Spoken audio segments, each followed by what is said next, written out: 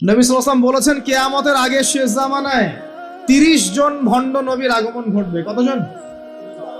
তার মধ্যে 4 জন হবে মহিলা। 4 জন কি হবে? মহিলা। 30 জন ভণ্ড নবীর আগমন ঘটবে কিয়ামতের আগে আগে। আল্লাহ রাব্বুল আলামিন ওয়াদা করেছেন যে একজন নবী আসবেন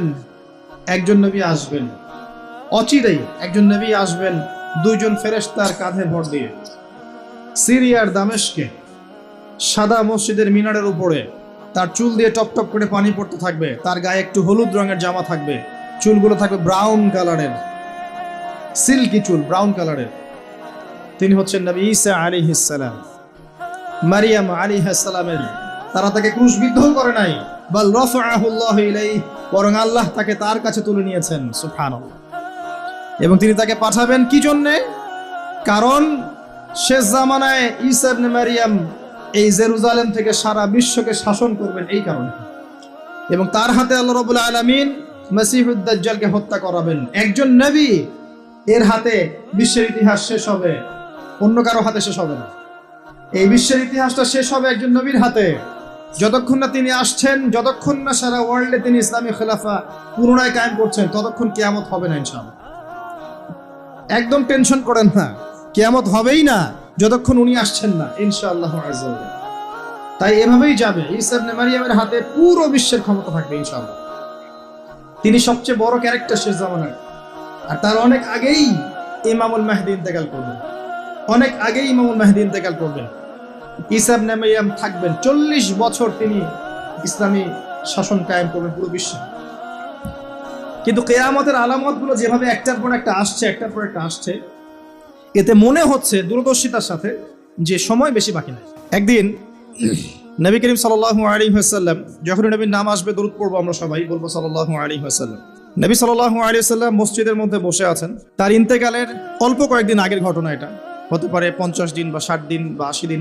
নবী করিম সাল্লাল্লাহু আলাইহি ওয়াসাল্লাম মসজিদে বসে আছেন, সাহাবায়ে কেরাম রাদিয়াল্লাহু আনহুম তার চারপাশে আছেন। এমন সময় একজন ব্যক্তি মসজিদে প্রবেশ করলো, যে ব্যক্তির গায়ে ছিল ধবধবে সাদা জামা, পরিষ্কার পরিচ্ছন্ন ধবধবে সাদা একটা জামা।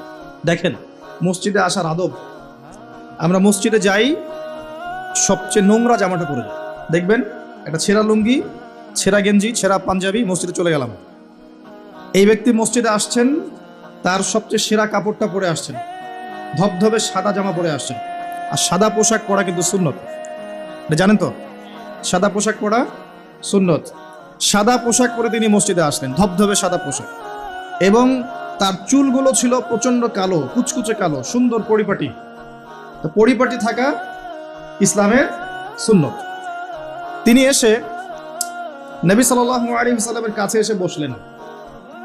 যেভাবে বসলেন তার ব্যাখ্যাটা হাদিসে এসেছে এভাবে, যে হাত্তা জালাসা মা'আন নবী সাল্লাল্লাহু আলাইহি ওয়াসাল্লাম ফাসনাদা রুকবাতাইহি ইলা রুকবাতাইহি ওয়া ওয়াদা'a কাফাইহি আলা ফাখিজাইহি। এই ব্যক্তি নবী সাল্লাল্লাহু আলাইহি ওয়াসাল্লামের কাছে এসে বসলেন, তার হাঁটুর সাথে হাঁটু লাগিয়ে দিলেন। আমরা তাশাহুদে যেমন করে বসি, আত-তাহিয়াতু লিল্লাহি ওয়াস সালাওয়াতু ওয়াত তাইয়্যিবাত, এই সময় আমরা যেমন করে বসি, এই ব্যক্তি এভাবে বসলেন, নবীর কাছে এসে বসলেন, হাঁটুর সাথে হাঁটু লাগিয়ে বসলেন। বসে তার 2 হাত আল্লাহ রসুলের এই যে পা, উরু, এর উপরে রাখলেন। টিচারের কাছে ওস্তাদের কাছে কি স্টুডেন্ট, ছাত্র এসেছে বসতে, আদবটা দেখেছেন? আমরা একটু আদবের সাথে বসবো ইনশাআল্লাহ। আদবের সাথে বসেছেন, বসে নবী সাল্লাল্লাহু আলাইহি ওয়াসাল্লামকে জিজ্ঞাসা করছেন, ইয়া মুহাম্মদ, বলেন সাল্লাল্লাহু আলাইহি ওয়াসাল্লাম, হে মুহাম্মদ সাল্লাল্লাহু আলাইহি ওয়াসাল্লাম, আখবিরনি আনিল ইসলাম।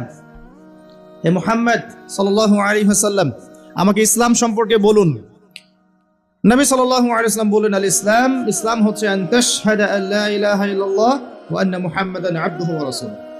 ইসলাম হচ্ছে প্রথমত তুমি সাক্ষ্য দিবে আল্লাহ ছাড়া কোনো ইলাহ নেই, এবং মুহাম্মদ সাল্লাল্লাহু আলাইহি ওয়াসাল্লাম তার বান্দা এবং রাসূল। এটা প্রথম pillar, the first pillar of ইসলাম।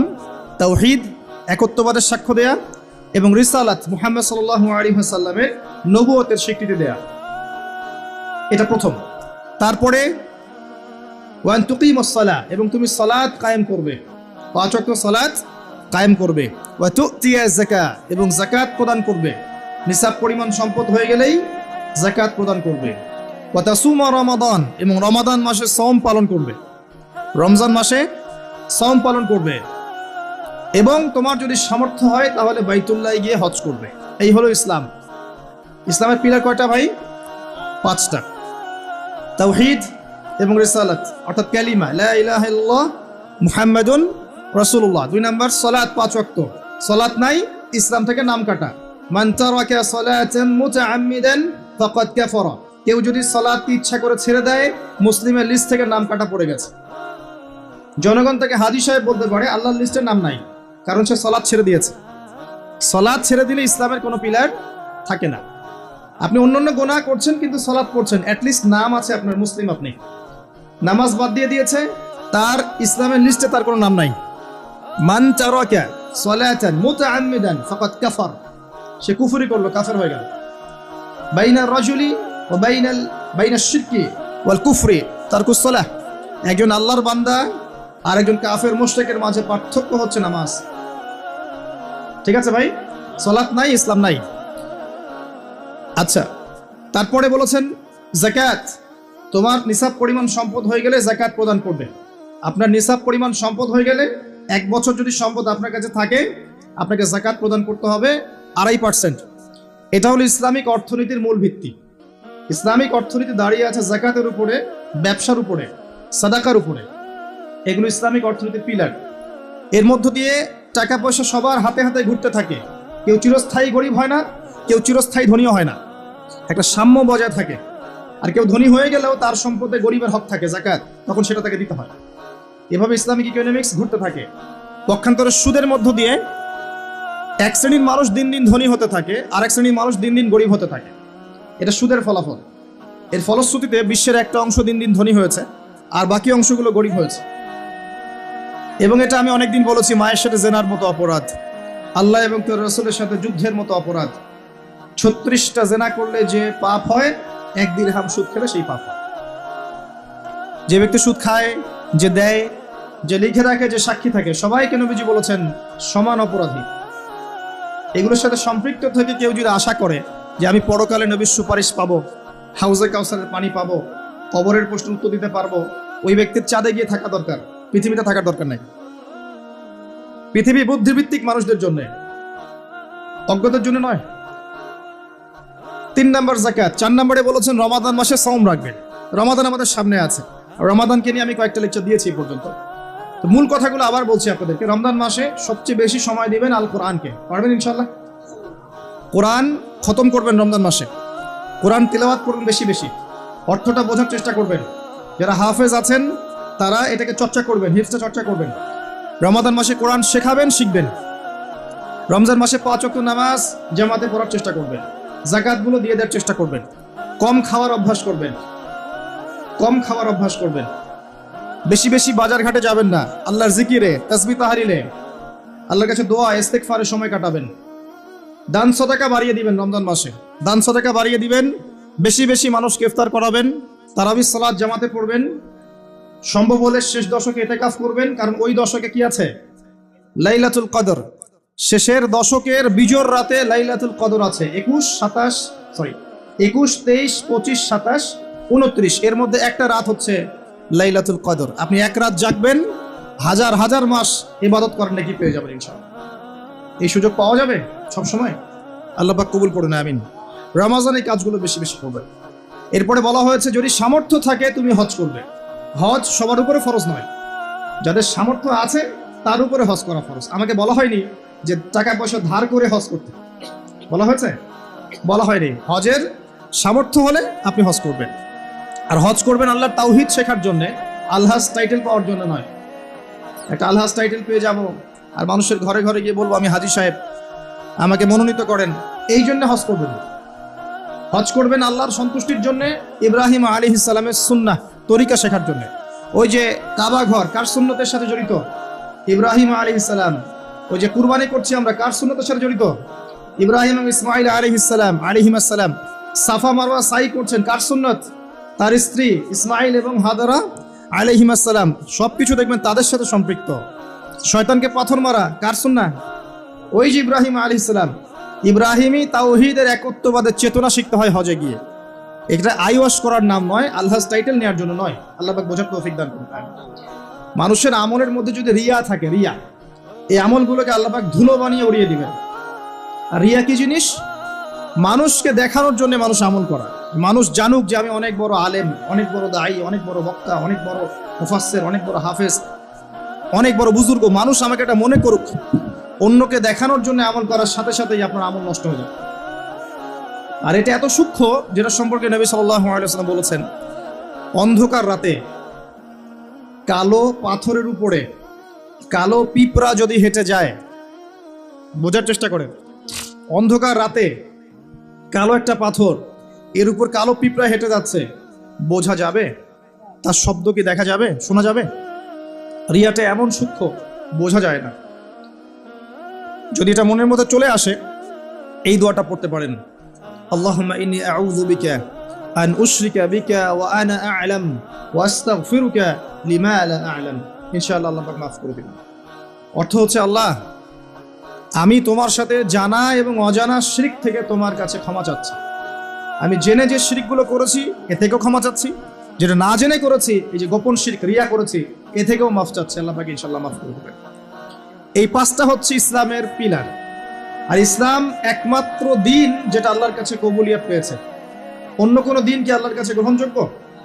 এর উত্তর কে দিবে? আল্লাহই দেখ, আল্লাহ পাকের কাছেই শোনেন। আল্লাহ পাক সূরা আলে ইমরানের মধ্যে বলেছেন, ইন্নাদ দীনা ইনদাল্লাহিল ইসলাম, ইন্নাদ দীনা ইনদাল্লাহিল ইসলাম। আল্লাহর কাছে একমাত্র গ্রহণযোগ্য দিনের নাম কি? ইসলাম। দিন মানে কি? দিন মানে কি ধর্ম? না দিন মানে একটা জীবন ব্যবস্থা? ইসলাম কি একটা শুধু ধর্মের নাম? না ইসলামের প্রত্যেকটা বিষয়ের সমাধান আছে? কোনটা? ধর্মের সমাধান ইসলামে নাই? কিভাবে আমল করতে হবে ইসলামে নাই? কিভাবে তাওহীদ পালন করতে হবে নাই? কেমন করে সুন্নত স্টাইলে জীবনযাপন করবো নাই? কেমন করে ব্যবসা করবো আছে না নাই? কেমন করে চাকরি বাকরি করবো আছে না নাই? কেমন করে সমাজ চালাবো ইসলামে আছে না নাই? কেমন করে বিশ্ব চালাবো ইসলামে আছে না নাই? কেমন করে অর্থনীতি চালাবো আছে না নাই? কি নাই ইসলামে? কি নাই ইসলামে? মিশকাতুল মাসাবিহ একটা বই আছে না হাদিসের, এই বইয়ের মধ্যে একটা অধ্যায় আছে, দেখবেন, মাথার চুল আঁচড়ানোর অধ্যায়। কি অধ্যায়? মাথার চুল কিভাবে আঁচড়াতে হয় এটাও ইসলাম শিখিয়ে দিয়েছে। সুবহানাল্লাহ। অধ্যায় দেখবেন হায়েজ নিফাস অধ্যায়। হায়েজ নিফাস তো বোঝেন, হায়েজ নিফাসের মতো বিষয়ে অধ্যায় রচনা করা হয়েছে এবং এখানে হেদায়েত দেওয়া হয়েছে। অধ্যায় আছে খাবার খাওয়া অধ্যায়, কিভাবে খাবার খাবেন, কতটুকু খাবেন, খাওয়ার আগে কি বলবেন, পরে কি বলবেন, লেখা আছে। কি নাই? আপনার বাথরুম থেকে শুরু করে রাষ্ট্র বিশ্ব পর্যন্ত, রাষ্ট্র তো অনেক দূরের কথা, বিশ্ব পর্যন্ত ইসলাম এখানে আছে। বিশ্বে কিভাবে অন্য দেশের সাথে আমাদের মেলামেশা করতে হবে সেটাও বলা আছে। বিশ্বাস হয় না? আল্লাহ সূরা মাইদায় বলেছেন 51 নম্বর আয়াতে, ইয়া আইয়ুহাল্লাযীনা আমানু, হে মুমিনগণ, লা তাত্তাখিযুল ইয়াহুদা ওয়ান নাসারা আউলিয়া, ইহুদি এবং নাসারাদেরকে বন্ধু রূপে গ্রহণ করো না, আউলিয়া রূপে গ্রহণ করো না। এটা ওয়ার্ল্ড অ্যাফেয়ার্স না? বুঝেন কথা? বা'দুহুম আউলিয়াউ বা'দ, এরা একে অপরের বন্ধু।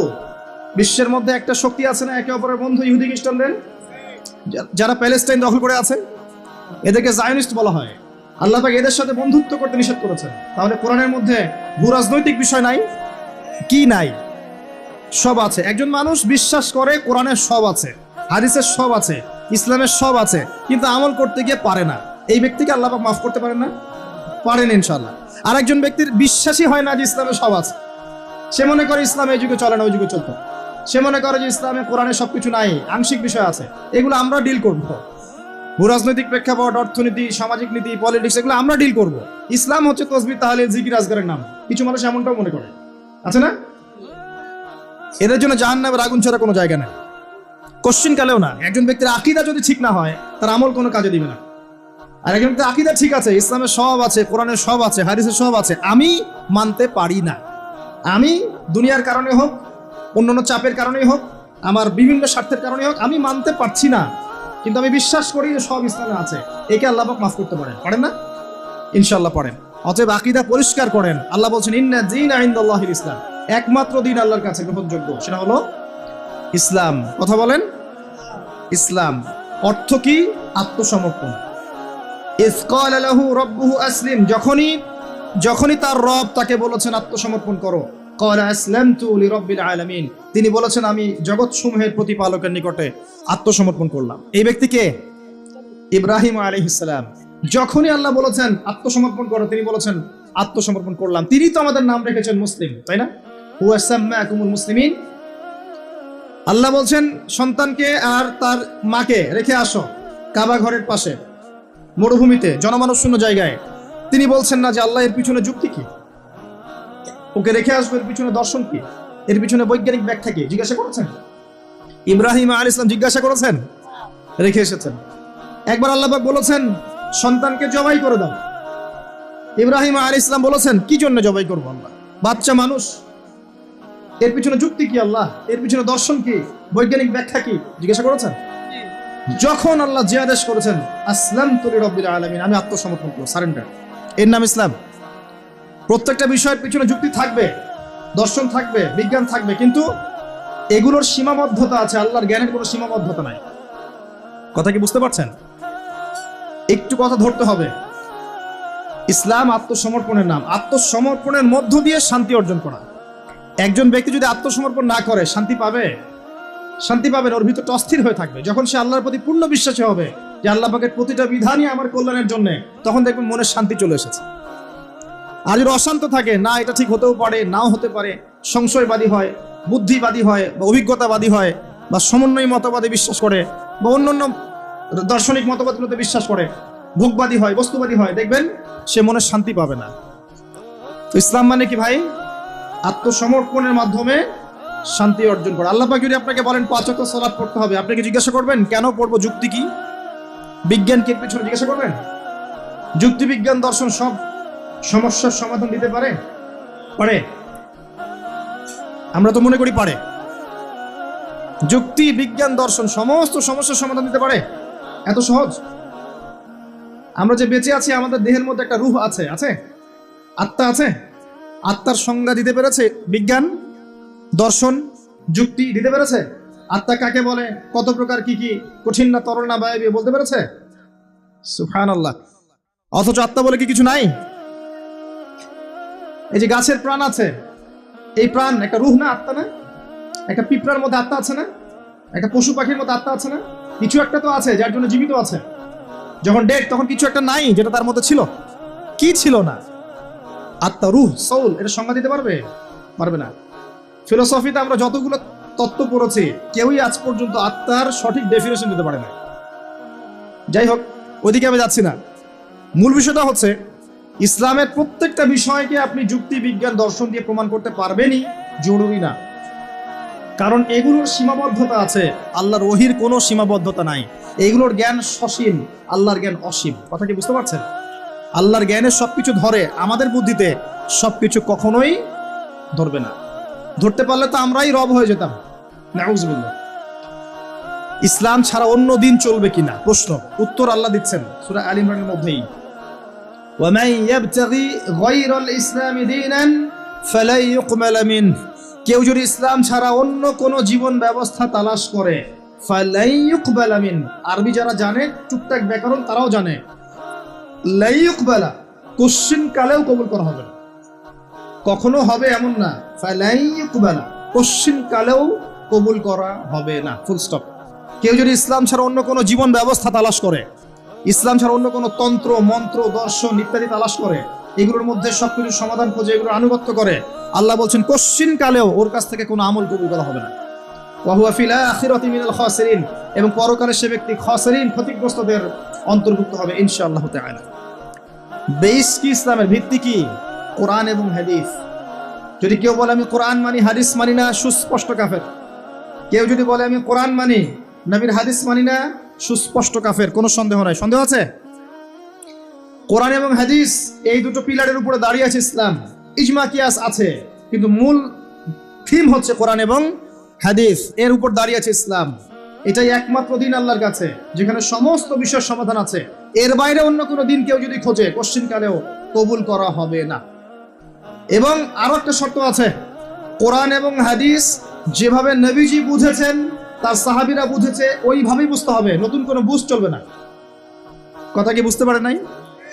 কোরআন এবং হাদিসের কিছু ব্যাখ্যা আছে না, এই ব্যাখ্যাগুলো নিজে মন গড়া করব না নবীর ব্যাখ্যা নিব? একটা আয়াত আছে কোরআনের মধ্যে, তোমরা সেহরি করো, পানাহার করো, যতক্ষণ না সাদা সুতা কালো সুতা থেকে আলাদা করা যায়। এখন কি আপনি রাতের বেলা সুতা নিয়ে বসে থাকবেন আর খাওয়া দাওয়া করবেন? কি করবেন? সাদা সুতা কালো সুতা পার্থক্য না করা পর্যন্ত কি খাওয়া দাওয়া করবেন? কি বুঝিয়েছেন আল্লাহ পাক এখানে? এই ব্যাখ্যাটা কে দিবে? আমি দিব না, নবী দিবেন? একজন সাহাবী সুতা নিয়ে বসে আছেন, খাওয়া দাওয়া করছেন, এদিকে সুবহে সাদিক পার হয়ে গেছে। নবীজি পরে ডেকে বুঝালেন আসলে এর ব্যাখ্যা এটা নয়। এখানে আল্লাহ পাক রাতের অন্ধকার আর সুবহে সাদিক বুঝিয়েছেন সাদা সুতা কালো সুতা। কে ব্যাখ্যা করলেন? নিজে স্বয়ং নবী সাল্লাল্লাহু আলাইহি ওয়াসাল্লাম। আরবি জানার পরেও, আরবি জাতীয়তাবাদে থাকার পরেও, আরবি ভাষা বোঝার পরেও সাহাবী ব্যাখ্যা করতে পারলেন না। আর এত সহজ আপনি অনুবাদ পড়ে ইসলামের ব্যাখ্যা করে ফেললেন। অনুবাদ পড়েই, তাফসির পড়ে, কোরআন হাদিস নতুন নতুন মন করা ব্যাখ্যা করা শুরু করলেন। কোরআন এবং হাদিসের ওই ব্যাখ্যাই নিতে হবে যে ব্যাখ্যা সাহাবী করেছেন অথবা নবী সাল্লাল্লাহু আলাইহি ওয়াসাল্লাম করেছেন, প্রমাণিত। তাদের থেকে আসতে হবে।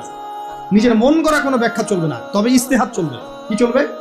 ইস্তেহাদ মানে একটা মাসআলা দেয়া আছে, এই মাসআলার আলোকে আপনি অন্য মাসআলা বের করতে পারবেন। যেমন আল্লাহ পাক বলেছেন মাদক খেও না, মাদক খেও না, এটা হারাম, ছেড়ে দাও।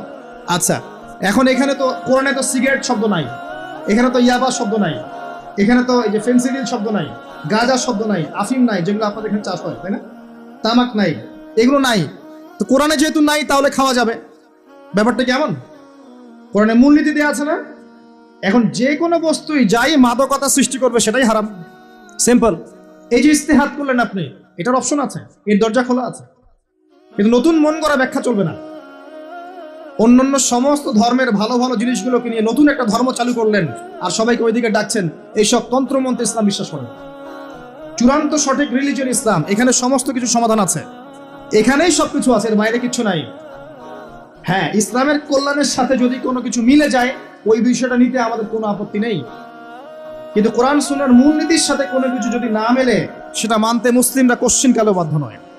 এবং তালগোল পাকিয়ে সমস্ত ধর্মের কিছু নিয়ে একটা নতুন ধর্ম তৈরি করার অধিকার আল্লাহ কাউকে দেন নাই। এটা একটা প্রবৃত্তির দাসত্ব, নতুন ধর্ম। এটা একটা মানব সৃষ্ট ধর্ম। যে ব্যক্তি এগুলোতে বিশ্বাস করবে সে ইসলাম থেকে খারিজ হয়ে যাবে ইনশাআল্লাহ। ওয়া হুয়া ফিল আখিরাতি মিনাল খাসিরিন। খুব সতর্ক থাকবেন। কোরআন সুন্নাহে যা আছে চূড়ান্ত, এর বাইরে কিচ্ছু নাই হকের, এর বাইরে আসলে কিছু নাই, এটাই চূড়ান্ত। যদি কোনো কিছু মিলে যায় কোরআন সুন্নাহর সাথে মানতে আপত্তি নাই, যদি না মেলে মুসলিম না মানাই তোমার জন্য ওয়াজিব, না মানাই তোমার জন্য ফরজ। আল্লাহ পাক বোঝার তৌফিক দান করুন, আমিন। আর একটা বিষয় হচ্ছে, এই ইসলাম কি নতুন কোন ধর্ম কিনা? উত্তর জি না। সৃষ্টির শুরু থেকে শেষ পর্যন্ত ইসলামই আছে, এর বাইরে কিছু নাই। আদম আলাইহিস সালাম মুসলিম ছিলেন, ইব্রাহিম আলাইহিস সালাম মুসলিম ছিলেন, নবী মুসা আলাইহিস সালাম বনু ইসরাঈলের নবী, ইহুদিদের নবী, তিনি মুসলিম ছিলেন।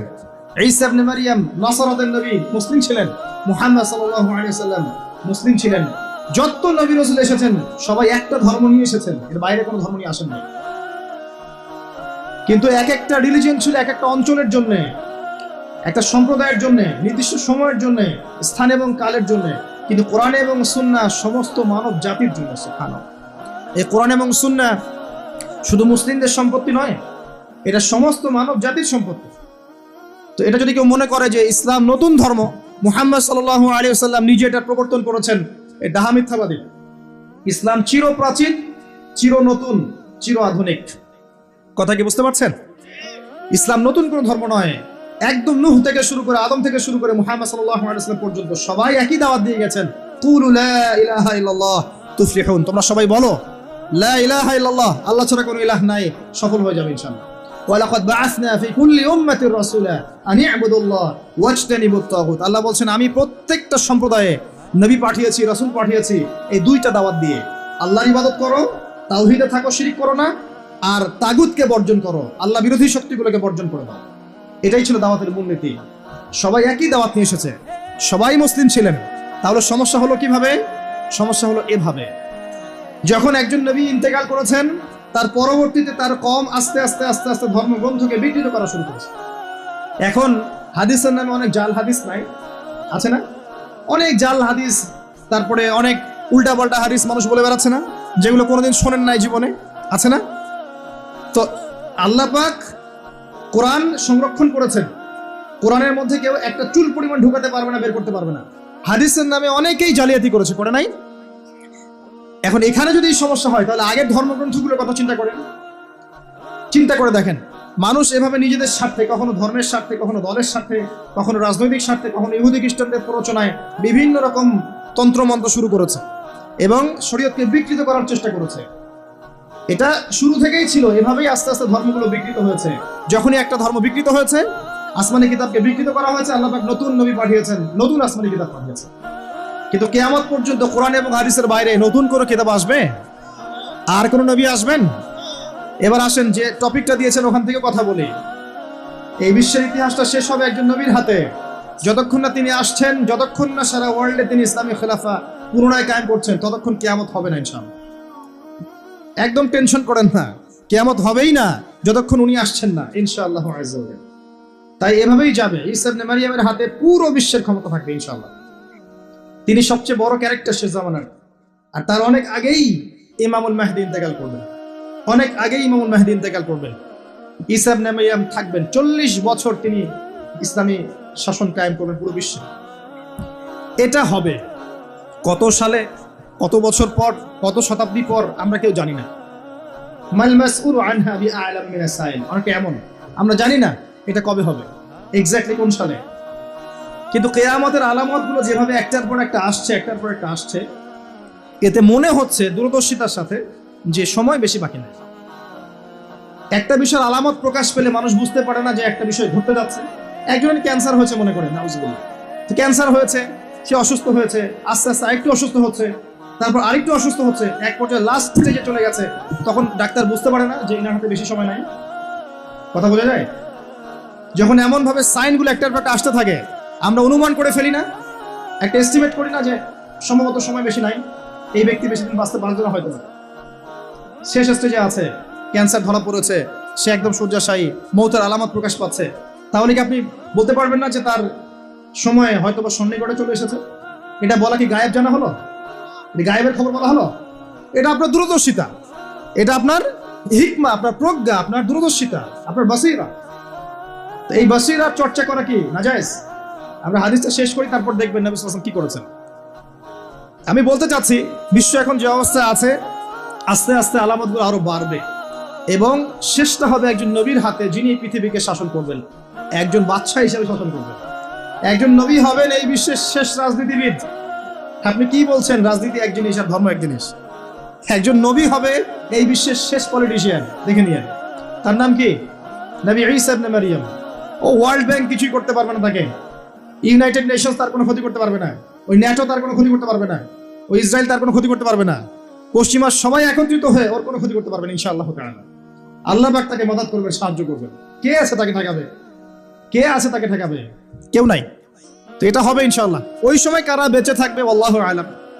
আমার মনে হয় না আমরা সেই সময় বেঁচে থাকবো, আমার মনে হয় না যে আমরা ওই সময় বেঁচে থাকবো ইল্লা মাশাআল্লাহ। এটার জন্য অনেক সময় পড়ে আছে। আমরা অন্যদিকে আসি। আসেন, এখানে একটা বিষয় আপনাকে ক্লিয়ার করা হলো যে কোরআন এবং হাদিস ইসলামের মূল মানদণ্ড। এটার উপর 5টা পিলার দাঁড়িয়ে আছে: সালাত, তার আগে তাওহীদ এবং সুন্নাহ, যাকাত, রমাদানের সওম এবং হজ। এটাকে নিয়ে একটা ইসলাম দিন, কমপ্লিট কোড অফ লাইফ, জীবনের সব ক্ষেত্রে সমাধান আছে। এর বাইরে অন্য কোনো দিন তালাশ করলে জাহান্নামে যাবে। অন্য সব ধর্ম নিয়ে একটা নতুন ধর্ম বানালে জাহান্নামে যাবে।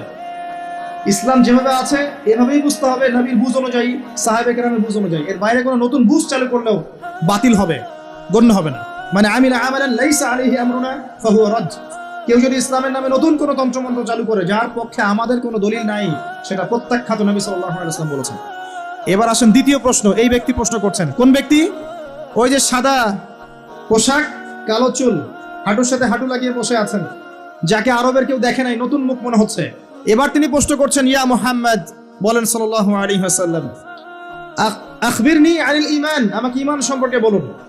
নবীজি বলছেন, আল ঈমান, ঈমান হচ্ছে আন তুমিনা বিল্লাহ, তুমি আল্লাহর প্রতি বিশ্বাস করবে, 1, ওয়া মালাইকাতিহি, ফেরেশতা মণ্ডলীর প্রতি বিশ্বাস করবে, 2, ওয়া কুতুবিহি, আসমানি কিতাব সমূহের প্রতি বিশ্বাস করবে, 3, ওয়া রাসূলিহি, সমস্ত নবী রাসূলের প্রতি বিশ্বাস করবে, এটা 4, 5, ওয়াল ইয়াউমিল আখির, পরকালের প্রতি বিশ্বাস করবে, 6, ওয়াল কদরি খায়রি ওয়া শাররি, তাকদীরের ভালো মন্দের প্রতি বিশ্বাস করবে। ঈমানের পিলার কয়টা ভাই? কয়টা? সুবহানাল্লাহ, 5টা হলো। আমার সাথে বলেন, 1 নাম্বার কি? আল্লাহর প্রতি, আল্লাহর প্রতি। 2 নাম্বার বলেন, মালায়েকার প্রতি। বিশ্বাস। 3 নাম্বার ভুলে গেছেন? আসমানি কিতাব সমূহের প্রতি বিশ্বাস। 4 নাম্বার রাসূলগণের প্রতি ঈমান। 5 নাম্বার ওয়াল ইয়াউমিল আখির মানে কি? পরকালের প্রতি ঈমান। 6 নাম্বার ভাগ্য তাকদীরের ভালো মন্দের প্রতি ঈমান। মনে থাকবে? ঈমানের পিলার 6টা। কয়টা? 6টা। ইসলামের পিলার কয়টা ছিল? 5টা। এই 6টা পিলারকে আবার 3টা কাজ করতে হবে। কয়টা কাজ? 1 নাম্বার তাসদিক বিল জিনান, আপনাকে অন্তর থেকে বিশ্বাস করতে হবে, এগুলোকে অন্তর দিয়ে বিশ্বাস করতে হবে। আব্দুল্লাহ বিন উবাই মুনাফিকের মতো মুখ দিয়ে স্বীকৃতি শুধু নয়, অন্তর দিয়ে বিশ্বাস করতে হবে। তারপরে ইকরার বিল লিসান, আপনাকে মৌখিক স্বীকৃতি প্রদান করতে হবে। 3 নাম্বার হচ্ছে ওয়াল আমালু বিল আরকান, আপনাকে কাজে বাস্তবায়ন করতে হবে। তাহলে ঈমানের 6 পিলারকে কি করব? 3 কাজ করব। কয় কাজ? 3 কাজ। 1 নাম্বার অন্তরে বিশ্বাস, 2 নাম্বার বলেন মুখে স্বীকৃতি, 3 নাম্বার কাজে বাস্তবায়ন। কেউ যদি বলে আমি মনে বিশ্বাস করি, আমার নামাজ না পড়লেও চলবে? কেউ যদি বলে আমি মনে অনেক বিশ্বাস করি, যাকাত না দিলেও চলে, আমার চলবে? অনেকে তো এখন এমনও বলে যে আমার নামাজ রোজা হজ যাকাত কিছুরই দরকার নাই, আমি মারেফতের উচ্চ আসনে পৌঁছে গেছি, বলে না? আছে না এরকম ভণ্ড পীর? আছে না? সাবধান, ঈমান আমল হারাবেন না। ওয়া'বুদ রাব্বাকা হাত্তা ইয়াতিয়াকাল ইয়াকিন, নবী সাল্লাল্লাহু আলাইহি ওয়াসাল্লামকে বলা হয়েছে শেষ পর্যন্ত, মওত আসার আগ পর্যন্ত তুমি আল্লাহর ইবাদত করতে থাকো। আর এখন এক শ্রেণী মানুষ বলছে নামাজ রোজা হজ যাকাত আমাদের লাগে না, সাধারণ মানুষের লাগে। আমরা তো পৌঁছাই গেছি জায়গা মতো। কোথায় পৌঁছাই গেছেন ভাই? সুবহানাল্লাহ। তো 3টা কাজ করাই জরুরি। অন্তরে বিশ্বাসও যেমন করতে হবে, মুখে স্বীকৃতি দিতে হবে, এবং কাজে বাস্তবায়ন করতে হবে। আল্লাহ পাক তৌফিক দান করুন, আমিন। কাজে বাস্তবায়ন করতে গিয়ে আপনার দ্বারা ভুল ত্রুটি হতে পারে, কবিরা গুনাহও হতে পারে। আপনি সুদ খেয়ে ফেলতে পারেন, জেনা করে ফেলতে পারেন, আপনি হারাম খেতে পারেন, কবিরা গুনাহ করে ফেলতে পারেন, মিথ্যা বলতে পারেন, গীবত করতে পারেন, ইত্যাদি ইত্যাদি। অনেক বড় বড় পাপ করতে পারেন কাজ করতে গিয়ে। তখন আপনার জন্য তওবার দরজা খোলা আছে না নাই? মওত পর্যন্ত তওবার দরজা খোলা আছে না নাই? আপনার জন্য তওবার দরজা খোলা আছে, আপনি তওবা করে ফিরে আসতে পারবেন। কেউ যদি কবিরা গুনাহ করে, সে কি কাফের হয়ে যাবে? তাকে কি হত্যা করা লাগবে? লাগবে না। ইসলামের নামে যারা সন্ত্রাসবাদ ছড়িয়েছে, এরা এই আকীদায় বিশ্বাস করে। খারেজি আকীদাটাকে বলা হয়, কি বলা হয়? খারেজি আকীদা। যারা মনে করে কবিরা গুনাহ করলেই মানুষকে হত্যা করা যায়, সে হত্যাযোগ্য, এটা মনে করেই তারা মুসলিম কান্ট্রিগুলোর মধ্যে এই যে সন্ত্রাসবাদ ছড়িয়েছে। আকীদা বুঝতে পারছেন কোন জায়গায়? এই জায়গায় সমস্যা। আহলে সুন্নাহ ওয়াল জামায়াতের আকীদা হচ্ছে কবিরা গুনাহ করলেই কোনো ব্যক্তি কাফের হয়ে যায় না, বরং সে ব্যক্তি ফাসিক বা জালেম হতে পারে, তার তওবার দরজা খোলা আছে, শেষ পর্যন্ত তওবা করতে পারবে ইনশাআল্লাহ। কোন অবস্থায় তার মওত হবে সেটা আল্লাহ দেখবেন, আমার জাত করার কোনো দরকার নাই। আছে? কোনো দরকার নেই। আল্লাহ পাক আমাদেরকে বোঝার তৌফিক দান করুন, আমিন। এটা 2 নাম্বার প্রশ্ন। রাত অনেক গভীর হচ্ছে, আমি অল্প করে আলোচনা করবো ইনশাআল্লাহ, একটু অপেক্ষা করেন। 3 নাম্বার প্রশ্নে চলে আসেন। এই ব্যক্তি প্রশ্ন করছেন 3 নাম্বার। কোন ব্যক্তি ভাই? ওই যে হাঁটুর সাথে হাঁটু লাগিয়ে বসে আছেন, তার গায়ে কি রঙের জামা আছে? তার চুল কেমন? তাকে চেনা যায়? পরিচিত না অপরিচিত? অপরিচিত। তিনি 3য় প্রশ্ন করছেন, ইয়া মুহাম্মদ সাল্লাল্লাহু আলাইহি ওয়াসাল্লাম আখবিরনি আনিল ইহসান, আমাকে ইহসান সম্পর্কে বলুন। ইহসান কি জিনিস? এই সম্পর্কে আমাকে বলেন। এবার আমাদের নবীজি বলছেন আল ইহসান, ইহসান হচ্ছে আন তা'বুদাল্লাহা কাআন্নাকা তারাহ। খুব ভালো করে বোঝেন এই জায়গাটা। আন তা'বুদাল্লাহা কাআন্নাকা তারাহ, তুমি এমন ভাবে আল্লাহর ইবাদত করবে যেন তুমি আল্লাহকে দেখতে পাচ্ছো। কথা কি বুঝতে পারছেন? তুমি এমন ভাবে আল্লাহর ইবাদত করবে যেন তুমি আল্লাহকে দেখতে পাচ্ছ, মানে আল্লাহ কনসিয়াসনেস। আপনি নামাজ পড়ছেন, মনে মনে চিন্তা করছেন আল্লাহ আমাকে দেখছেন। আপনি ব্যবসা করতে বসেছেন, মাপছেন, ওজন দিচ্ছেন, একটু কম বেশি দেওয়ার সুযোগ আছে, কাস্টমার দেখছেন আপনাকে, কিন্তু আপনি চিন্তা করছেন আল্লাহ আমাকে দেখছেন। আপনি কি বুঝতে পারছেন কি বুঝতে পারছি? আপনাকে একটা বিল পাস করতে দেওয়া হয়েছে, আপনার সুযোগ আছে এখানে দুর্নীতি করার, আপনাকে টেবিলের তল দিয়ে টাকাও দেওয়া হয়েছে, আপনি নেওয়ার আগে চিন্তা করছেন যে আল্লাহ আমাকে দেখছেন। আপনি আপনার বান্ধবীর সাথে পড়াশোনা করছেন ফ্রি মিক্সিং এ, আপনার বান্ধবী আপনাকে প্রপোজ করছে, চলো আমার সাথে একটু কফি খাও, চলো না একটু ঘুরে আসি, বান্দরবন ঘুরে আসি, চলো না একটু ঘুরে আসি। ঘুরলে কি সমস্যা? বন্ধু বান্ধব একসাথে ঘুরতেই পারে। আর আমি তো তোমাকে ভালোবাসি, তোমাকে বিয়ে করবো, সমস্যা কোথায়? তাই না ভাই? তখন আপনি চিন্তা করছেন যে আল্লাহ আমাকে দেখছে, আল্লাহ আমাকে দেখছে। আপনার সামনে সুযোগ আছে সুদের টাকা খাওয়ার, আপনি চিন্তা করছেন যে আল্লাহ আমাকে দেখছে। সামনে আপনার জমি আছে, আপনি তামাক লাগাবেন না কলা চাষ করবেন, এখন তামাক লাগাতে গিয়ে চিন্তা করছেন আল্লাহ আমাকে দেখছেন। আমি কি বোঝাতে পারছি ভাই?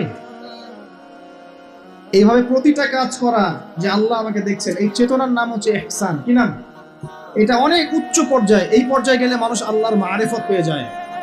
এই পর্যায়ে গেলে মানুষ আল্লাহকে পেয়ে যাবে ইনশাআল্লাহ তাআলা। যখন একজন মানুষ প্রতিটা কাজে ফিল করবে যে আল্লাহ আমাকে দেখছেন। এই যে আপনি রোজা রাখবেন, খাবেন না, পানাহার করবেন না, বাথরুমে গিয়ে পানি খেতে পারেন না, কেউ দেখবে? কেন খান না? কি জন্য খান না? মনে করেন না যে আল্লাহ আপনাকে দেখছেন? এইটাই হলো ইহসান, যে আপনি চিন্তা করছেন আল্লাহ আমাকে প্রতিটা কাজেই দেখছে। আপনি আল্লাহ বিরোধী কোনো কাজ করতে পারি না, আল্লাহ আমাকে দেখছেন। আমি কারোর প্রতি জুলুম করতে পারি না, আল্লাহ আমাকে দেখছেন। বোনের সম্পত্তি আত্মসাৎ করতে পারি না, আমি, আল্লাহ আমাকে দেখছেন। নামাজ না পড়ে আমি বাসায় ঘুমিয়ে থাকতে পারি না, আল্লাহ আমাকে দেখছেন। যাকাত না দিয়ে আমি থাকতে পারি না, আল্লাহ আমাকে দেখছেন। রমজানের রোজা না রেখে আমি থাকতে পারবো না, আল্লাহ আমাকে দেখছেন। আমি পর্দা না করে বেহায়ের মতো চলতে পারি না, আল্লাহ আমাকে দেখছেন। এই চেতনার নাম কি? ইহসান। মনে থাকবে ভাই। নবীজি বলছেন আনতা আবুদুল্লাহ কাআন্নাকা তারাহ ওয়া ইল্লাম তাকুন তারাহ। আর তুমি যদি আল্লাহকে সচক্ষে দেখতে না পারো, কারণ আল্লাহকে তো দুনিয়ার চোখ দিয়ে দেখা সম্ভব না, এটা মনের চোখ দিয়ে ফিল করা যায় আল্লাহ আমার কাছে আছে। যদি তুমি আল্লাহকে দেখতে না পারো, তাহলে জেনে রেখো ওয়া ইল্লাম তাকুন তারাহ ফাইন্নাহু ইয়ারাক, যে আল্লাহ পাক তোমাকে দেখছেন। এই চেতনা লালন করো। আমরা অনেক চেতনার কথা বলি না এখন, সবচেয়ে বড় এবং গুরুত্বপূর্ণ চেতনা হচ্ছে আল্লাহর চেতনা, আল্লাহর অস্তিত্বের চেতনা। আল্লাহ আমাকে দেখছেন, এই চেতনা, এটা যথেষ্ট জান্নাতে যাওয়ার জন্য।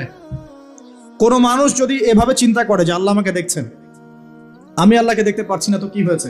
আল্লাহ আমাকে দেখছেন। এই ব্যক্তি কি পাপ করতে পারবে? এই ব্যক্তি গোপনেও কি পাপ করতে পারবে? যদি পাপ করেও ফেলে, তার মধ্যে অনুশোচনা আসবে না? আল্লাহ আমাকে দেখেছেন। যদি পাপ করেও ফেলে, দেখবেন 2 রাকাত নামাজ পড়ে বলছে আল্লাহ আমাকে মাফ করবে। আমাদের চলতে ফিরতে পাপ হতে পারে, স্পেশালি যুবকদের পাপ বেশি হতে পারে। যদি পাপ হয়ে যায়, হতাশ হবেন না। পাপ হয়ে গেছে, হতাশ হবেন না। ওযু করবেন, জায়নামাজে দাঁড়াবেন, 2 রাকাত নামাজ পড়বেন, ওই পাপের কথা আল্লাহকে বলে ক্ষমা চাইবেন। ইনশাআল্লাহ আল্লাহ পাক আপনার গুনাহকে নেকি দিয়ে পরিবর্তন করে দেবেন ইনশাআল্লাহ।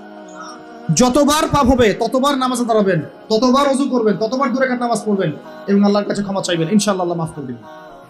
শয়তান আপনাকে হতাশ করতে চাইবে, ফ্রাস্ট্রেট করতে চাইবে। আরে তুমি অন্যায় করেছো, এত বড় বড় পাপ করেছো, তুমি পর্নোগ্রাফি দেখো, তুমি মেয়ের সাথে জেনা করেছো, তুমি মদ খাও, তুমি এই করো, তুমি কিভাবে আল্লাহর সামনে দাঁড়াবে? কোন মুখ নিয়ে দাঁড়াবে? এগুলো শয়তানের ওয়াসওয়াসা। কার ওয়াসওয়াসা? আল্লাহ পাক ক্ষমা করতে করতে ক্লান্ত হবেন না, আপনি ক্ষমা চাইতে চাইতে ক্লান্ত হয়ে যাবেন ইনশাআল্লাহ। আল্লাহ পাক এমন গফুর রহিম। এক ব্যক্তি 99টা খুন করেছে। কয়টা?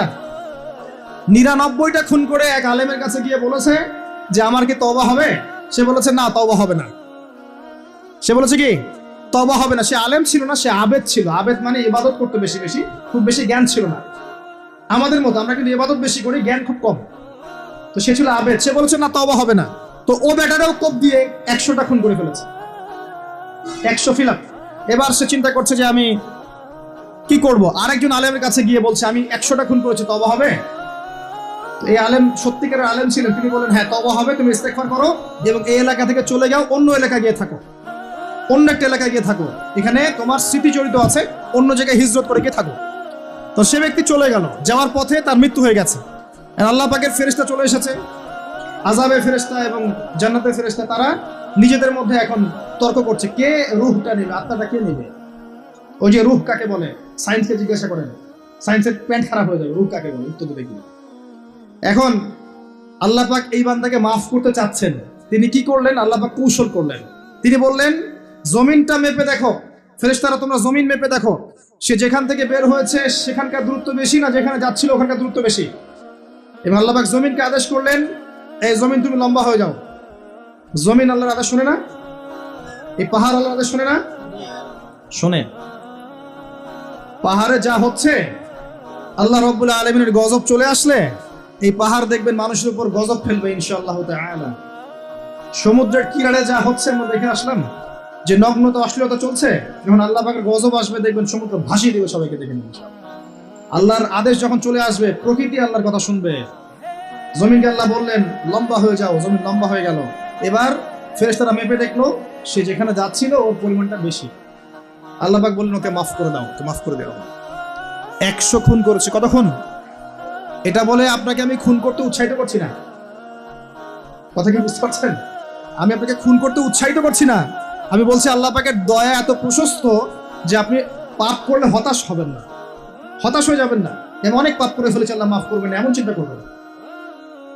আরেক ব্যক্তির ঘটনা আছে, এগুলো কিন্তু গল্প না, এগুলো বনী ইসরাইলের কাহিনী, সত্যিকারের ঘটনা। আরেক ব্যক্তি এত বেশি পাপ করেছিল যে নিশ্চিত যে আমি মারা গেলে জাহান্নামে যাব।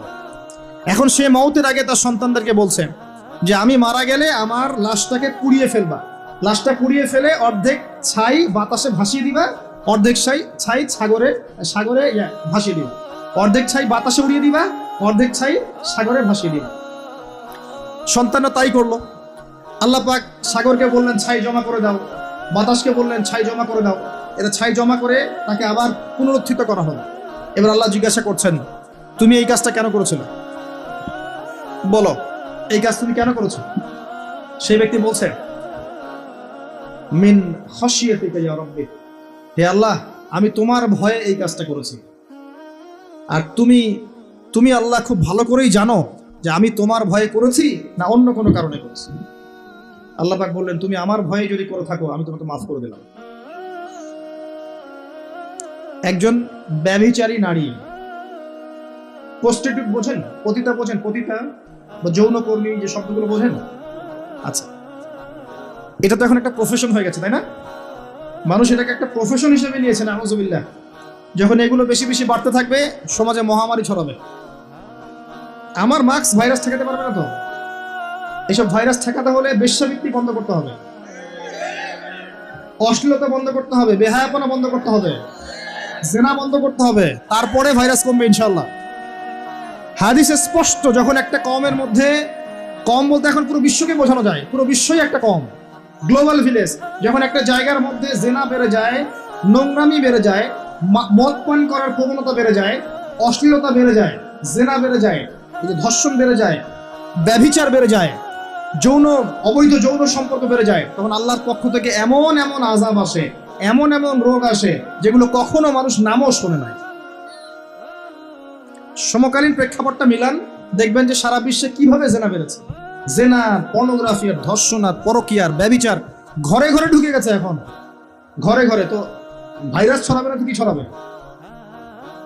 কোরআন এবং সুন্নাহর আলোকে যদি আপনি পরিপূর্ণ জীবনযাপন করেন, বেশি বেশি কোরআন তেলাওয়াত করেন, আশা করা যায় আপনি কিছুটা হলেও সুস্থ থাকতে পারবেন ইনশাআল্লাহ। তবে একটা কথা মনে রাখবেন, যখন চতুর্দিকে ফিতনা, ফাসাদ এবং কি বলবো, ফাসাদ, ফিতনা এবং আল্লাহর গজব ছড়িয়ে পড়ে, তখন ভালো মানুষরাও বাঁচতে পারবে না। বরং ভালো মানুষদেরকে আল্লাহ পাক আগে আগে সরাই দিবেন। তুমি একা একা ভালো ছিলা, মানুষকে তুমি ভালো কাজের আদেশ করো নাই কেন, অসৎ কাজে নিষেধ করো নাই কেন? তুমি আগে ধ্বংস হও, ওকে আগে ধ্বংস করে দিবে আল্লাহ পাকের সুন্নাত এরকমই। যাই হোক, যেটা বলছিলাম, এক মহিলা এরকম প্রস্টিটিউট ছিল, বেশ্যাবৃত্তি করে সংসার চালাতো, জীবন চালাতো। একদিন চলতে পথে দেখলো একটা কুকুর পানি পান করার জন্য তৃষ্ণার্ত অবস্থায়, তার প্রায় মৃত্যু হয় অবস্থা। তখন সেই মহিলা তার মোজাটা খুলে একটা কূপের নিচে নামিয়ে দিয়ে সেখান থেকে পানি উঠালো, উঠিয়ে এই কুকুরকে পানি পান করালো। আল্লাহ পাক এই ব্যভিচারী মহিলাকে, এই কুকুরকে পানি পান করানোর ওসিলায় মাফ করে জান্নাতে দিয়ে দিয়েছে। আমি এই কথাটা বোঝাতে চাচ্ছিলাম যে পাপ হয়ে গেলে, চলতে পথে ইমান নিয়ে চলতে পথে কি পাপ হয়ে গেলে হতাশ হবেন না। ওযু করবেন, নামাজে দাঁড়াবেন, ক্ষমা চাইবেন, আবারও শুরু করবেন। পারবেন না ইনশাআল্লাহ? আল্লাহ পাক তৌফিক ইনায়াত করুন, আমিন। এরপরে ওই ব্যক্তি 4 নম্বর প্রশ্ন করছে, আমরা এদিকেই আসছি শেষের দিকে। এবার 4র্থ প্রশ্ন সে ব্যক্তি করছে যে আখবিরনি আনিস সাআহ, হে মুহাম্মদ সাল্লাল্লাহু আলাইহি ওয়াসাল্লাম, আমাকে কিয়ামত সম্পর্কে বলুন। সাআহ মানে হচ্ছে কিয়ামত, আমাকে কিয়ামত সম্পর্কে বলেন। এবার নবীজি বলছেন, মাল মাসউলু আনহা বিআ'লাম মিনাস সাইল। নবীজি বলছেন সাল্লাল্লাহু আলাইহি ওয়াসাল্লাম, যে প্রশ্ন আপনি করেছেন এই ব্যাপারে প্রশ্নকারী উত্তরদাতা উভয়ের জ্ঞানী সমান, কেউ কারো চেয়ে বেশি জানে না। মানে কেউই জানে না কবে কিয়ামত হবে, এটা তিনি বোঝাতে যাচ্ছেন। এবার সেই ব্যক্তি আরো একটা প্রশ্ন করছে, ফাখবিরনি আন আমারাতিহা, যদি আপনি এক্স্যাক্টলি বলতে না পারেন কোন দিন কিয়ামত হবে, তাহলে অন্তত এতটুকু বলেন যে কিয়ামতের আলামতগুলো কি কি, যেটা আপনারা প্রশ্ন করেছেন, যেটা আপনাকে আমি টপিক দিয়েছেন, কিয়ামতের আলামতগুলো কি কি, এটা প্রশ্ন করেছেন এই ব্যক্তি নবী সাল্লাল্লাহু আলাইহি ওয়াসাল্লামকে। এবার আল্লাহর রাসূল সাল্লাল্লাহু আলাইহি ওয়াসাল্লাম এই হাদিসের মধ্যে মাত্র 2টা আলামত বলেছেন। কয়টা? মাত্র 2টা আলামত, কিন্তু শত শত আছে। নবীজি মাত্র 2টা বলেছেন, জীবনের শেষের দিকের হাদিস এটা। 1 নাম্বার তিনি বলেছেন, ওয়া আন তালিদাল আমাতু রাব্বাতুহা, যখন তোমরা দেখবে হে মানব জাতি, যখন তোমরা দেখবে যে দাসী তার মনিবকে জন্ম দিচ্ছে, দাসী তার মালিককে জন্ম দিচ্ছে, দাসী তার মালিককে জন্ম দিচ্ছে, আপনি কি কিছু বুঝলেন দাসী কেমন করে তার মালিককে জন্ম দিবে? কিভাবে দিবে?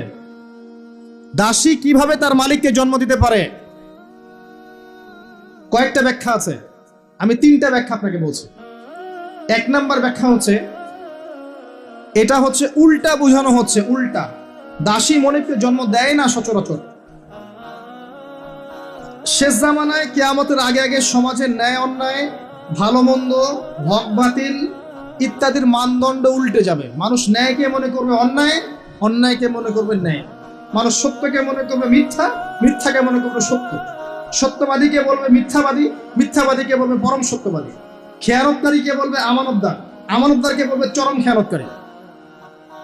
সমাজের অবস্থা এমন হয় নাই? সুবহানাল্লাহ। এটা হচ্ছে আখির জামানের কোন সাইনের জন্য অপেক্ষা করছেন? এগুলাই আনতালিদাল আমাতু রাব্বাতহা, এটা একটা ব্যাখ্যা। আরেকটা ব্যাখ্যা হচ্ছে পিতা মাতার সাথে দাস দাসীর মতো আচরণ করা হবে। এটা হচ্ছে না এখন? এটাও শেষ জামানার হাদিসে এসেছে যে মানুষ সম্পত্তির জন্য পিতাকে হত্যা করবে, সন্তান সম্পত্তির জন্য মাকে হত্যা করবে, ভাই ভাইকে হত্যা করবে, বোন বোনকে হত্যা করবে, এবং প্রতিবেশী প্রতিবেশীকে হত্যা করবে। এই পরিস্থিতি নাই ভাই? দেখতে পান না চারপাশে? এগুলো দেখার জন্য কি খুব বেশি ডিগ্রি সার্টিফিকেট দরকার আছে? অনেক বড় আলেম হওয়ার দরকার আছে? 2 চোখ দিয়ে দেখতে পারেন না? পিএইচডি করার দরকার আছে? আপনি এমনি বুঝতে পারবেন, যদি আপনার মধ্যে সামান্য পরিমাণ দূরদর্শিতা থাকে আপনি বুঝতে পারবেন। এটাই হচ্ছে সমাজের সিচুয়েশন। যেই মায়ের পায়ের নিচে জান্নাত, সেই মাকে এখন সম্পত্তির জন্য হত্যা করা হয়।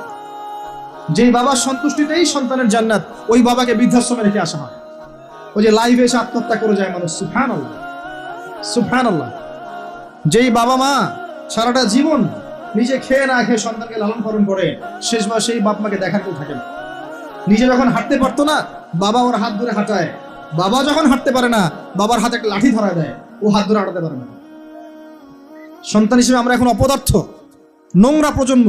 এই যে বুদ্ধি প্রতিবন্ধী টিকটক প্রজন্ম, না জানে বাপের সম্মান, না জানে মায়ের সম্মান, না জানে বাপ কি জিনিস, না জানে মা কি জিনিস। যাদের বাবা মা নাই তারা জানে বাবা মা কি জিনিস।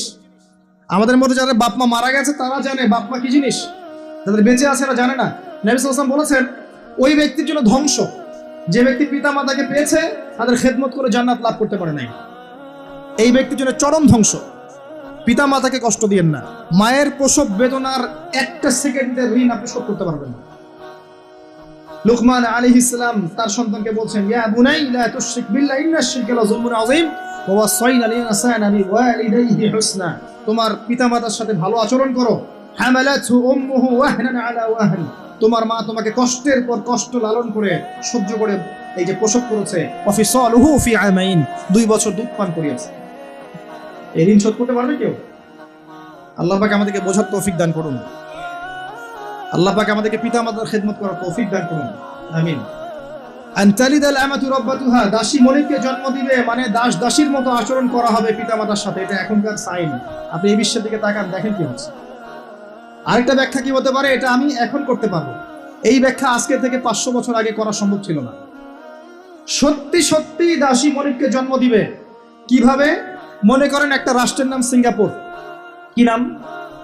আচ্ছা, ওইখানকার মেয়েরা খুবই আধুনিক, ফেমিনিস্ট। ফেমিনিস্ট মানে হচ্ছে নারীবাদী।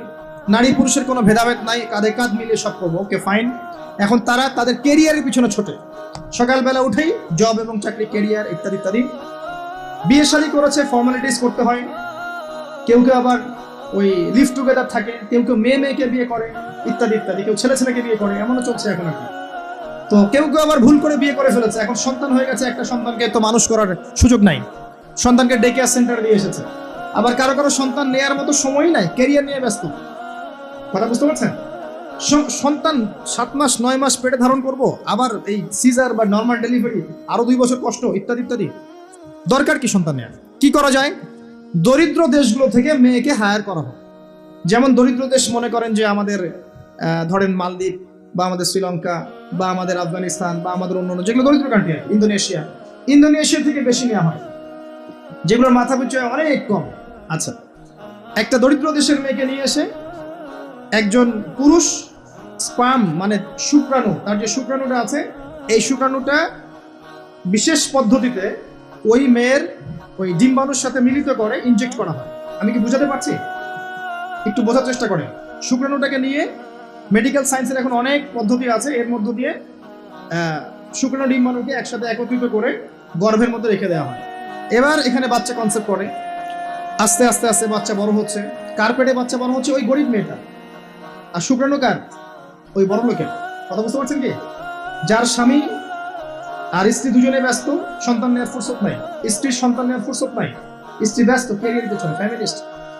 এবার 9 মাস এই মেয়েটাকে খুব ভালো মতো খাওয়ানো হবে, ভালো খাওয়ানো হবে, ফ্রেশ পানি খাওয়ানো হবে, ফ্রেশ খাবার, একদম তত্তাজা একটা বাচ্চা চাই।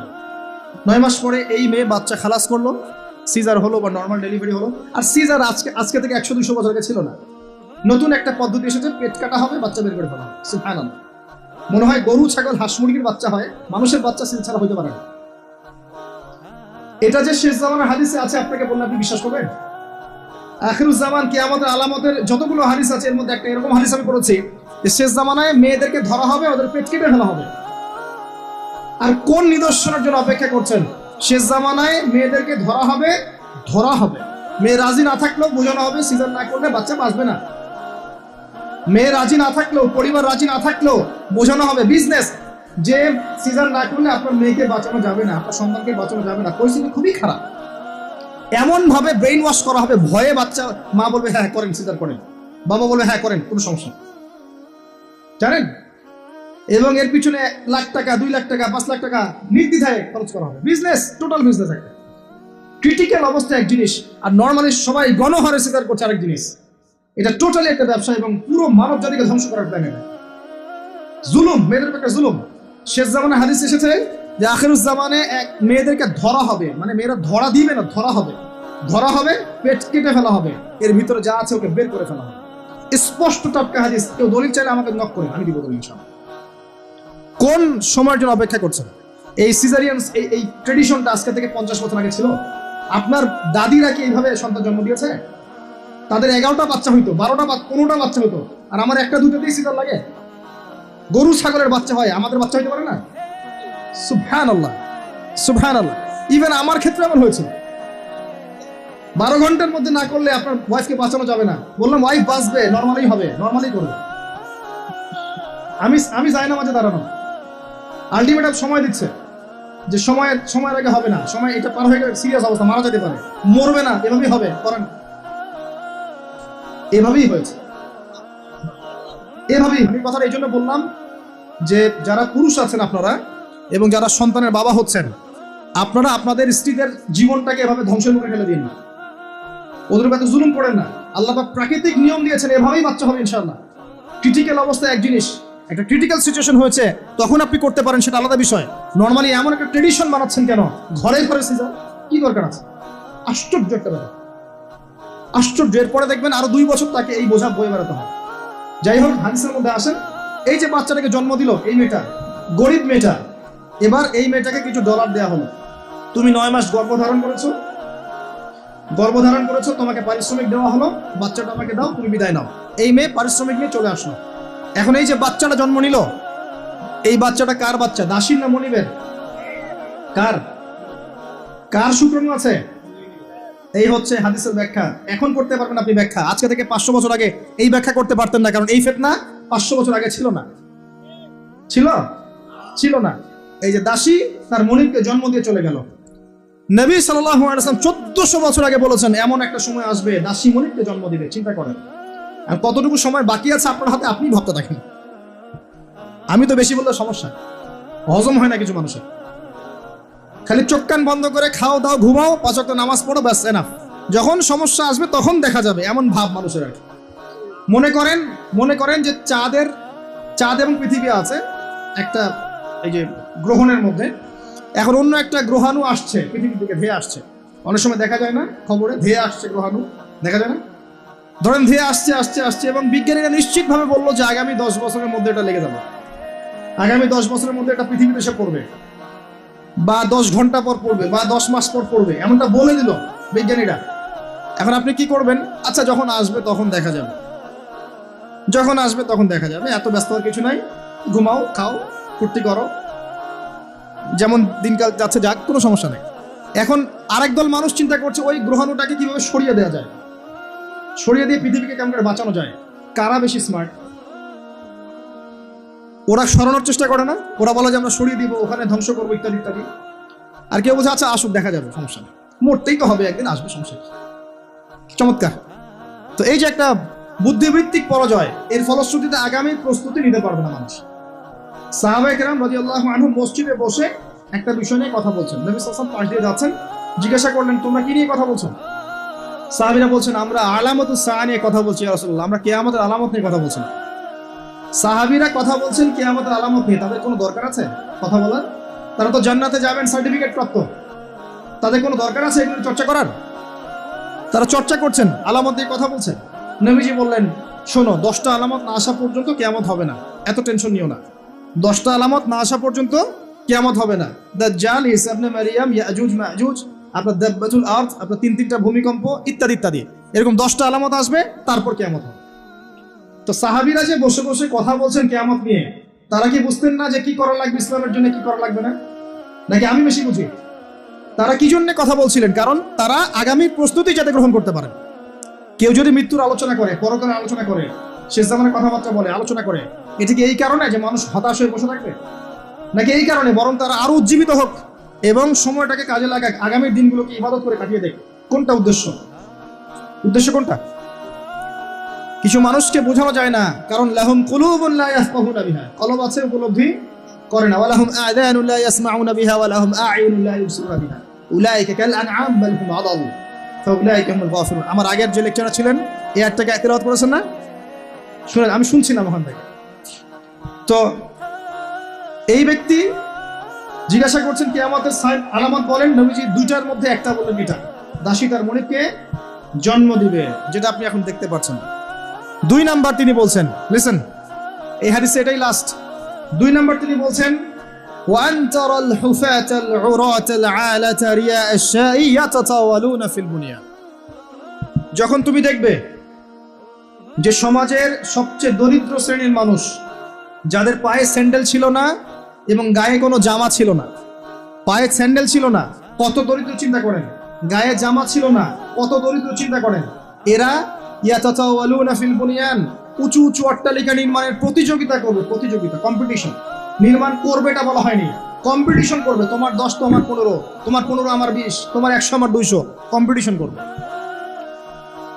আজকে থেকে 200 বছর আগে পৃথিবীর দিকে তাকান, পৃথিবীর এই প্রত্যেকটা শহর, বড় বড় নগরগুলোতে এত উঁচু উঁচু কনস্ট্রাকটিভ বিল্ডিং ছিল, এই প্রতিযোগিতা ছিল। সুবহানাল্লাহ। আর কোন সাইনের জন্য অপেক্ষা করছেন? এখন আপনাকে বলি, যে ব্যক্তির পায়ে স্যান্ডেল নাই, গায়ে জামা নাই, সে কিভাবে এটা করতে পারে? উত্তর দেন, কিভাবে সম্ভব বলেন? কে বলছেন? এক ভাই বলছেন সুদ। এক্স্যাক্টলি রাইট অ্যান্সার, সুদ। আপনি যান, সুদি লোন নেন, বিল্ডিং তোলেন এবং সারা জীবনের ঘানি টানতে থাকেন, লোনের ঘানি টানতে থাকেন, প্রতিযোগিতা করতে থাকেন। সুদের মধ্য দিয়ে বড় লোকের কোনো ক্ষতি হয় না, বড় লোক আরো ধনী হতে থাকে, সুদের মধ্য দিয়ে দরিদ্র আরো দরিদ্র হতে থাকে। ব্যাংক ওই যাকে লোন দিয়েছে ওর রক্ত চুষবে, আর এ যে লোন নিয়ে বাড়ি করেছে এ ভাড়াটিয়া রক্ত চুষবে, আর ভাড়াটিয়া ভাড়া দেওয়ার জন্য দুর্নীতির আশ্রয় নিবে, অসৎ পথে যাবে, সমাজের কাঠামোটা কলাপ করে ফেলে। একটা প্রবলেমের সাথে আর অনেক বিষয় জড়িত থাকে। 1 নাম্বার হচ্ছে রিবা, যার মধ্য দিয়ে এটা করা সম্ভব। আর 2 নাম্বার হচ্ছে কে? আত্মসাৎ, অন্যের সম্পদ অন্যায়ভাবে আত্মসাৎ করতে পারলে আপনি রাতারাতি এই পর্যায়ে যেতে পারবেন ইনশাআল্লাহ। অন্য পদ্ধতি আছে? একজন মানুষ হালাল খেয়ে হালাল পথে থেকে খুব সহজ এরকম 10, 20, 50 তলা বিল্ডিং করা খুব সহজ? এত সহজ না, এত সহজ না। এই হাদিসে নবী সাল্লাল্লাহু আলাইহি ওয়াসাল্লাম এই 2টা আলামত বলেছেন। অন্যান্য হাদিসগুলো তিনি আরো অনেক কথা বলেছেন। ফর এক্সাম্পল, আমি কয়েকটা বলে শেষ করছি, বড় বড় কয়েকটা বলছি। ফর এক্সাম্পল, শিরক বেড়ে যাবে। কি বেড়ে যাবে? শিরক বেড়ে যাবে। ভণ্ড নবীদের আগমন ঘটবে, সময়গুলো সংক্ষিপ্ত হয়ে আসবে। একটা বছর একটা মাসের মতো চলে যাবে, একটা মাস একটা সপ্তাহের মতো চলে যাবে, একটা সপ্তাহ একটা দিনের মতো চলে যাবে। সময় কি দ্রুত যাচ্ছে না? আপনি কি বুঝতে পারছেন সময় দ্রুত যাচ্ছে? চাঁদ দ্বিখণ্ডিত হয়ে যাবে, চাঁদ কিন্তু দ্বিখণ্ডিত হয়ে গেছে, চাঁদ দ্বিখণ্ডিত হয়ে গেছে। সূরা কমারের 1 নম্বর আয়াত পড়ে দেখেন। বেশি বেশি আল্লাহর গজব আসবে, মহামারী আসবে, ঝড়, জলোচ্ছ্বাস, প্রাকৃতিক দুর্যোগ, বেশি বিশ্বাসটা থাকবে, এবং এমন এমন সব রোগের আবির্ভাব ঘটবে যেগুলো কখনোই ছিল না পৃথিবীতে। এইডস এর নাম মানুষ আগে শুনেছিল? HIV-র নাম মানুষ শুনেছে? এখন এইসব যে ভাইরাস চলছে এগুলোর নাম আগেকার জেনারেশন শুনেছিল কখনো? এর পরে যেগুলো আসবে সেগুলো আমরাও শুনি নাই, আমাদের পরের প্রজন্ম শুনবে। এটাই শেষ না, আরো আসবে। নবীজি আরো বলে গেছেন, বেশি থেকে বেশি মানুষ সুদ খাবে। যে ব্যক্তি সুদ থেকে দূরে থাকতে চাইবে তার গায়েও এসে সুদের ছিটা ফোঁটা লাগবে। মুসলিমদের মধ্যে বিভক্তি বেড়ে যাবে, আপোষে হানাহানি কাটাকাটি বেড়ে যাবে, হারাজ হত্যাকাণ্ড বেড়ে যাবে। এত বেশি হত্যাকাণ্ড হবে যে মানুষকে হত্যা করছে ও জানবে না কেন হত্যা করছি, যে নিহত হবে সেও বুঝবে না কেন আমাকে মারা হবে। প্রথম বিশ্বযুদ্ধের ইতিহাস একটা লেকচারে বলেছি, সেকেন্ড ওয়ার্ল্ড ওয়ারের ইতিহাসটা বলেছিলাম। এগুলো দেখেন সারা বিশ্বে কত মানুষকে মারা হয়েছে বিগত শতাব্দীতে, 100-150 বছর দেখে নিন। হারাজ হত্যাকাণ্ড, প্রচুর হত্যাকাণ্ড। প্রথম ওয়ার্ল্ড ওয়ারেই মিনিমাম 3 থেকে 4 কোটি মানুষকে মারা হয়েছে। দ্বিতীয় ওয়ার্ল্ড ওয়ারে 7 থেকে 8 কোটি মানুষকে মারা হয়েছে। সামনে যেটা আসবে ওখানে দেখবেন পৃথিবীর 1/3 মানুষই শেষ। অপেক্ষা করতে থাকেন। আরো বলেছেন জেনা বাড়বে, জেনা ঘরে ঘরে জেনা, আরো বাড়বে পরকিয়া, ব্যভিচার। আপনার পারিবারিক কাঠামো ভেঙে যাবে, সমাজের বন্ধন বলে কিছু থাকবে না, ভেঙে যাবে। এটা তিরমিজিতে আছে হাদিসটা। মসজিদগুলো হবে চাকচিক্যময়, হেদায়েত শূন্য। শেষ জামান দেখেন মসজিদগুলো এক একটা তাজমহলের মতো, ভিতরে হেদায়েত নাই। ইসলামের খালি নাম থাকবে, মানুষ ইসলামের মূলনীতি থেকে সরে আসবে। কোরআনের খালি মাসহাফ থাকবে, মানুষ কোরআনের শিক্ষা থেকে সরে আসবে। মানুষ কোরআন পড়বে, কোরআনের মূল মেসেজগুলো, মূল নীতিগুলো ওর গলার নিচে নামবে না। হাদিস, মানুষ কোরআন পড়বে, কোরআনের শিক্ষাগুলো গলার ভিতরে ঢুকবে। আছেন এখন আপনি দেখেন কত মানুষকে দেখবেন কোরআন পড়তে জানেই না অর্থ কি জিনিস। আর যদি কেউ বলে অর্থ পড়ার দিকে উৎসাহিত করে, অর্থ পড়া উচিত, অর্থ দিকে যান, বলবে ওকে আবার বিতর্কিত করা শুরু করে দিবে। মানুষকে তো উৎসাহ দেওয়া দরকার যে আপনারা অর্থ পড়েন, তাহলে কোরআনের মূল মেসেজটা বুঝতে পারবেন। একজন আলেমের কাজ কি? মানুষকে কোরআনের মূল মেসেজটা শিক্ষা দেয়া, উৎসাহিত করা। আপনি তেলাওয়াত করলে তো নাকি পাবেনই, অবশ্যই প্রত্যেক হরফে 10 নাকি পাবেন, কিন্তু তেলাওয়াত করলেই কি অর্থ বুঝতে পারবেন? অর্থ না বুঝলে কি ভিতরের কথাগুলো হজম করতে পারবেন, শিখতে পারবেন? এটা বোঝার জন্য কি লাগে ভাই? সামান্য কমন সেন্স যথেষ্ট। নবীজি বলেছেন জেনা বাড়বে এবং নারীদের সংখ্যা বাড়বে, মেয়েদের সংখ্যা বাড়বে। মেয়েদের সংখ্যা বাড়তে থাকবে। এমন একটা সময় আসবে প্রত্যেক একজন পুরুষের জন্য 40 জন মহিলার দায়িত্ব চলে আসবে। স্ত্রী না ভাই, এত খুশি হওয়ার দরকার নেই। স্ত্রী কথা বলা হয়নি। 40 জন মহিলার দায়িত্ব চলে আসবে। আপনার মা, বোন, খালা, ফুপু সব মিলে দেখবেন 40টা ফ্যামিলি আপনাকে টানতে হচ্ছে, আপনি একজন পুরুষ। আস্তে আস্তে এগুলো বাড়ছে না? বাড়ছে। মহিলারা পুরুষদের পোশাক পরবে আর পুরুষেরা মহিলার পোশাক পরবে, এটা বড় সাইন। আরেকটা সাইন আছে যে মহিলারা এমন পোশাক পরে রাস্তাঘাটে ঘুরবে যেই পোশাক পরেও তারা নগ্ন থাকবে। নিসাউন কাসিয়াতুন আরিয়াহ মুইলাতুন মামিলাত। আখির জামানে এক শ্রেণীর নারী বের হবে যারা পোশাক পরেও নগ্ন থাকবে, অন্যকে আকৃষ্ট করবে, অন্যের দিকে নিজেও আকৃষ্ট হবে। আপনাদের এখানে এই ট্রেডিশন নাই? বলতে থাকলে ভাই রাত শেষ হয়ে যাবে, আমি আলোচনা গুটিয়ে নেওয়ার চেষ্টা করছি। মূল কথা হচ্ছে ভাই যে আলামাতুস সাআ নিয়ে কথা বললে অনেক কথা বলা যায়। মূল বিষয়টা হচ্ছে আমাদের ইসলামের বেস, ইসলামের পিলার। মূল বিষয় হচ্ছে ঈমান, মূল বিষয় হচ্ছে ইহসান এবং আগামীর বিশ্ব সম্পর্কে সচেতনতা। যখন আমি দেখছি যে একটার পর একটা আলামত আসতেই আছে এবং যেতেই আছে, এবং এই বিশ্ব যা দেখছে আগামী বিগত বিশ্বটা দেখে নাই, তখন আমাদের উচিত প্রথমত সতর্ক হওয়া। প্রথম কাজ কি করা উচিত? সতর্ক হওয়া উচিত। তারপর তওবা করা উচিত, খালেস তওবা করে ফিরে আসা উচিত। যারা নামাজ পড়ি না নামাজ ধরা উচিত, যারা নামাজ পড়ি জামাতে নামাজ পড়া উচিত।